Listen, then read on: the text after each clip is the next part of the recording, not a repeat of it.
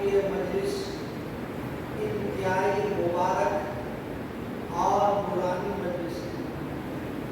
اس مجلس کو قرآن سے نسبت حاصل ہے کہ ایک طالب علم نے ابتدا سے قرآن حفظ کرنا شروع کیا اور مدرسہ سیدنا ابوبکر صدیق ہموارہ میں ابتدا سے تکمیل تک پہنچا ہے۔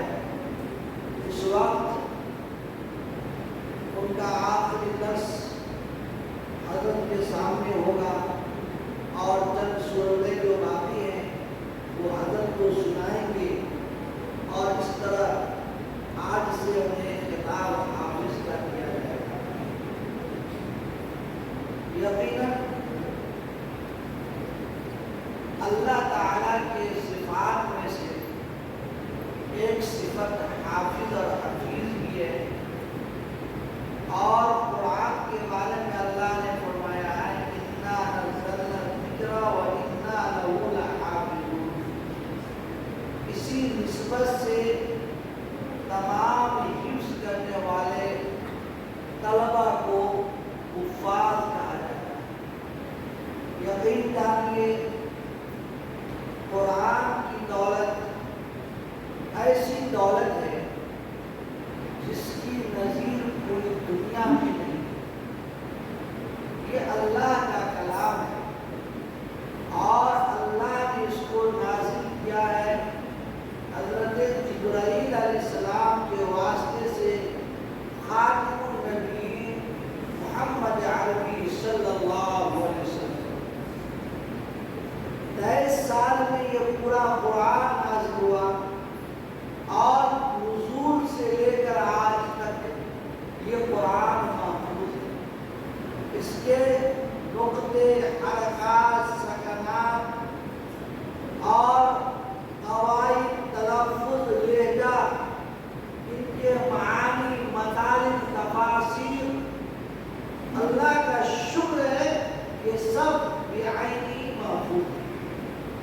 اللہ تعالیٰ نے ہر ایک چیز کی حفاظت کے لیے ایک بڑی تنظیم اور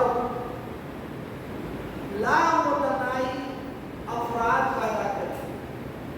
الفاظ کی حفاظت کے لیے حفاظ کو پیدا کیا، معانی کی حفاظت کے لیے علماء کو پیدا کیا، اجتہاد اور استنباط کے لیے مجتہدین کو پیدا کیا، اور لب و لہجہ کی حفاظت کے لیے کہ قرآن کس طرح پڑھا جائے، اس کا لہجہ کیا ہو، اس کے لیے اللہ نے قرآن کو پیدا کیا۔ اس طریقے سے اللہ کا کلام ہر اعتبار سے محفوظ ہے اور قیامت تک انشاءاللہ یہ محفوظ رہے گا۔ خوش نصیب ہے وہ والدین جنہوں نے اپنے بچوں کو مدرسے میں داخلہ کروا کر اور حفظ قرآن کریم کے لیے اپنے بچوں کو وقف کیا۔